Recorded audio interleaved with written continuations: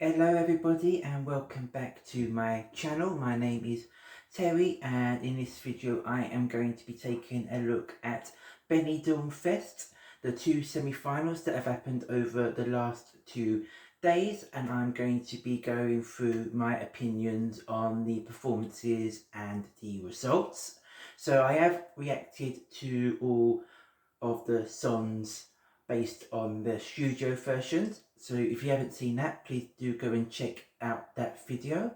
But yes, in this video, I'll be letting you know what I thought of the live performances and the results, what I liked and what I didn't like. And at the end, I'm going to give you my top 3 favourites for who I want to win the contest on Saturday evening. So that's the plan. So without further ado, let's begin the reaction. So I'm going to begin by first looking at Semi 1, which took place on Wednesday. 6 songs, of course, competed because Luna Key had to withdraw or decided to withdraw from the contest. So in terms of that song, it wasn't one of my favourite songs in any case. I was very interested to see what the live performance of that would have been like, but of course we didn't get to see that on the show, unfortunately. I think it's very unlikely to be amongst one of my qualifiers, so it wasn't a big loss for me. But in terms of the actual show on Wednesday, I thought it was a very professionally done show. It was very swift. It ran very well. The performances were mostly of good quality, and it was an enjoyable show. So I'm going to start from 6th place and work my way up to 1st place in terms of the results of semi-final 1. So in 6th place we had Unique. Now, I was never a big fan of the song. I did like it, but I thought it was a bit of a sort of basic boy band type song. It definitely did grow on me with repeated listens, but it was never one that I was a massive fan of. The live performance I found was actually rather messy and disjointed. The vocals weren't really very strong, unfortunately, and the kiss that they had there in there seemed to be kind of thrown in and came out of nowhere and didn't really sort of have anything to do with anything, so that was a little bit bizarre. So not the best performances, so I wasn't too surprised that they failed to make it to the final. And then in 5th place and just missing out on the final was Azúcar Moreno. Now I was really disappointed to see that they just missed out. I actually thought that they would get through pretty easily. The performance was strong, vocally they were very strong, and everything was very professionally done. I thought the fact that they'd obviously been in Eurovision previously would give them a bit of a lift and all that. They were in the top 4 with the juries, but then with the televote they came last, which was very surprising to me. So very disappointed to see them not make it. I mean, obviously, I wouldn't have chosen the song to go to Eurovision, but I definitely feel it deserved a spot in the final. So now we're going to move on to the top 4, the 4 that qualified to the final. So in 4th place was Fari Brava. Now, this was one of my favourites pre the live show. I did like sort of the fun disco element of it, but I was always a little bit unsure about how it would be presented, and I wasn't a big fan of the staging. The first part, when it's all sort of like in the grey scale colouring on the screen, I felt that didn't really work for the disco vibe of the song. I think they should have started it in full colour from the beginning. But once it got into its swing on the second half, I think it did really start to pick up, and I did start to enjoy it a lot more. So that was my opinion of that one. 3rd place was, of course, Blanca Paloma. Now, that was a song which I didn't particularly like to begin with. It was my last place of all the songs when I listened to it in the studio version. Live, she does elevate it a little bit with her vocal. The staging was quite nice, but for me, it's still a song and a genre really that I can't get into. It's not something that appeals to me. I know a lot of people really do love it, but it's just not my sort of thing. So I probably would have put Blanca in like 5th and then add Azúcar Moreno qualifying instead of her. But nothing against it. It's an enjoyable song, and I'm pleased for her that it made it through to the final. Now we come to the top 2, and in 2nd was, of course, the pre-fan favourite, or one of the fan favourites, Thanks You Geras. So this was my favourite before the show. and it was the one that I was rooting for and hoping to see win. I do have to be honest, I did find the staging a bit disappointing. Now, vocally, it was very, very strong. I really liked that, and I did like what they were wearing. But the performance, the staging just didn't seem correct for me. You know, it didn't really, the cameras weren't focusing on them very much. It was off to the side and then focusing on the dancers. And I felt that the song didn't really need dancers at all. I think it should have just been sort of focusing on them and them sort of giving the song the power and the oomph that it needs, and maybe some like nice lights and pyrotechnics at the moment, at the important moments. I think that would have actually worked. But what they did do, it was okay, but it just wasn't what I was expecting. So as such, it kind of fell a little bit flat for me. But I'm really hoping that in the final, you know, if they do make some changes or not, I don't know. But I'm hoping for a bit of a stronger performance in the final, and I am still supporting this very much because I do really like the song. And then we move on finally, of course, to the winner of Semi 1, which was Chanel, who kind of came out of nowhere and blew everyone away with her performance. Now, I was always a fan of the song. I think it was probably about fourth or something in my standings prior to the live shows. But I did feel that maybe the song was lacking something to make it really stand out, and the song did get a bit repetitive with the sort of the mo bits over and over again. So I did notice that could be an issue, but you know, the song kind of ticked all the boxes for me for what a Eurovision performance needs. You know, we had the great staging, great dancing, vocally she held it all together. The break dance bit in the sort of towards the end helped to break up the repetitive nature of the song, so you didn't feel the repetitiveness of it and you didn't lose interest. It kept your attention. You know, everything about it was extremely strong, and I definitely did come away from semi-final one feeling that this was the standout performance. And Chanel did actually move into my favourite position, or my favourite to win after semi one. Of course, with not having seen what semi two was to bring at that point. So yeah, that is my reaction to all the songs of semi final one. So now let's move on to my reaction to the semi final two performances. Okay, so now moving on to semi-final two. Now I felt the overall quality of songs in semi-final two wasn't as strong. My favourite of the two semi-finals was definitely the first one, and I also felt that the performances were all a little bit off. I don't know if there was problems with sound or anything like that, but something didn't really seem to be coming together in semi-final two. But it was still an enjoyable show. So we're going to start again at the bottom and work my way up in terms of the final results. So in 7th place was Sarah Diop. Now, this song I was never really a big fan of. I found it a little bit sort of a basic pop song.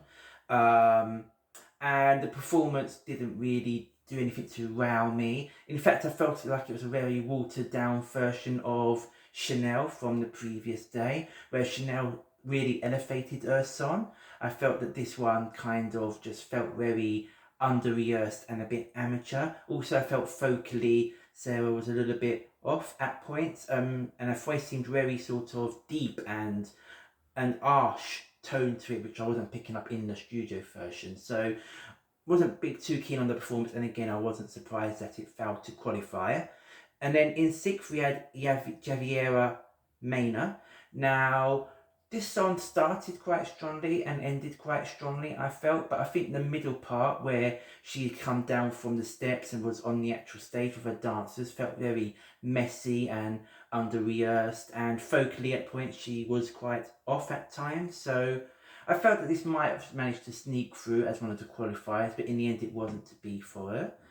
And then 5th place was Marta Sango. Now, I did enjoy this song in studio version. I did like the 80s vibes of it, but the live version for me was probably the worst of the night from semi-final 2. I didn't like what they were wearing. I didn't like the staging. It felt like it had just been sort of put together very sort of high schoolish.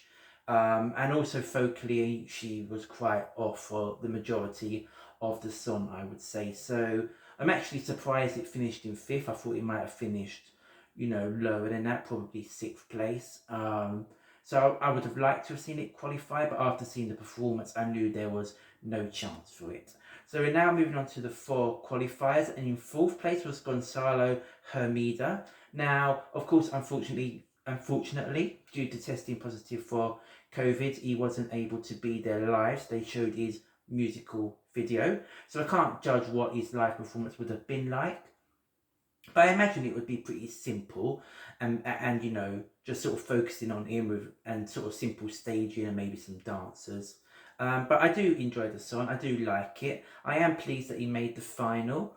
And I don't expect it to win, and I wouldn't want it to win because I think it's too similar to their Blaz from last year. But pleased for him that he made it through, and hopefully he gets another chance in the coming years to actually be able to take part and perform live in the coming years. So moving on to 3rd, and it was Shane who finished 3rd. Now this was my 2nd favourite based on studio versions.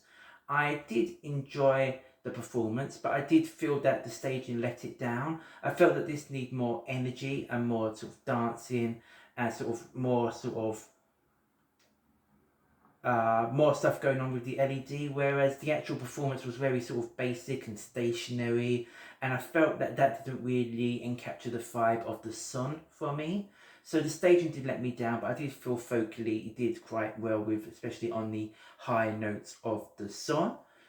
Moving on to 2nd, we had Raiden, who finished in 2nd. So it took me quite a bit of time to warm up to the song. At first I wasn't really feeling it, but after a couple of listens I started to quite enjoy it. And I think the performance for me was probably the best of the live performances from the semi-finalists in semi-final 2.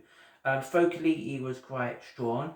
The bits in the chorus with the short shouty bits from the backing singers, I felt that bit didn't quite work for me. But overall the staging was quite effectively done, and yeah, it definitely did stand out to me as being my favourite of the performances from semi-final 2. And then we move on to the winner of semi-final 2, who has now become the favourite to win Benidorm Fest, or was I think the favourite, took over from Tank Segura sort of about a week or so before the live shows, but that was from Rigoberta Bandini. Now I do like the song. In my rankings it was pretty lowish, down around 8th or 9th place, but it's because I do like about 10 of the songs taking part. So even though I added low down, it wasn't because I disliked the song. I know a lot of people do love the song, and a lot of people feel very passionate about the song.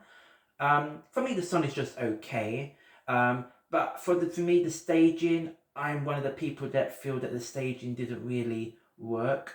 I know it's obviously trying to get a message across, but for me, the message didn't really come across with that staging. It felt very, it didn't really feel very thought out, and it looked quite messy, and I do worry that people watching it will not get that message and just see it as a bit of a gimmicky entry, especially when she had to start with sort of the foul on with the sunglasses.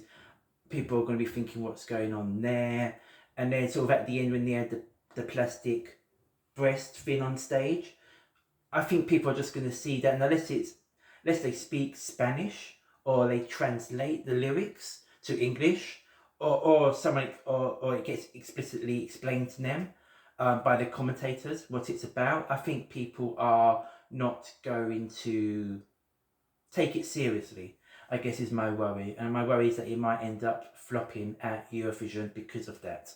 Yeah, and I do worry whether international juries would actually resonate with the song as well. But that's just my worries about it. I still do like the song. It is still an enjoyable song to listen to, and there is the anthemic feel to it. But I just feel the way it's packaged at the moment doesn't deliver the message for me. But that's just my opinion, and I know that other people do really enjoy the performance and the message, and really sort of feel strongly with the message. So that's just how I feel anyway. So that is my reaction to semi-final 2. Okay, so those are my reactions to the 2 semi-finals. Now, of course, we've got the final coming up on Saturday night, which I'm really looking forward to. In terms of who do I want to see win, I now have probably narrowed it down to 3 that I am going to be supporting. So in third place for me is Raiden. I felt that the song has grown on me enough for me to be happy to see it win, and I feel like the staging was strong and vocally was strong, and I did enjoy the performance of it. So that would be my number 3 choice. My number 2 choice is now Thanks You Geras. I do really like the song. I do really enjoy the song. I think it's probably still my favourite song, but the staging did let it down a little bit, so I can no longer have it as my favourite. But if it was to be selected and the staging was to be refined and polished, I could definitely really get behind that at Eurovision. And my number 1 is now Chanel. You know, it already is ready for Eurovision in the package that it is. They just need to sharpen up some of the camera angles, but otherwise it's perfect. And I don't think any of the other performances are that for me. So those are my top 3. But again, there's plenty of other ones that I would be happy to see win. I don't think there's anyone that I would be disappointed to see win. Blanca Paloma is my least favourite of the songs, so I guess that would be the one that I would be disappointed to see win if I had to choose one. But that is growing on me more, and it is a nice song. And then I guess I can see Rigoberta being the favourite. If it was to win, I guess I would be disappointed because it probably is my 7th of the 8 songs in the final. So it's not one that I would choose.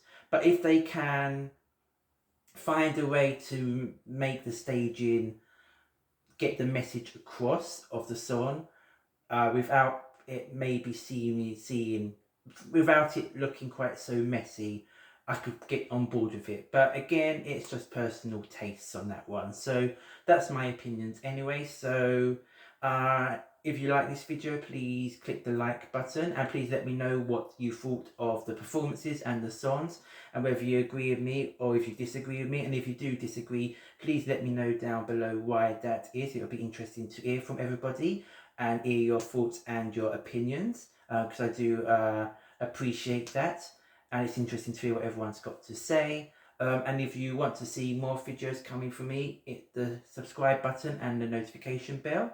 There'll be plenty more videos coming out over the next weeks and months.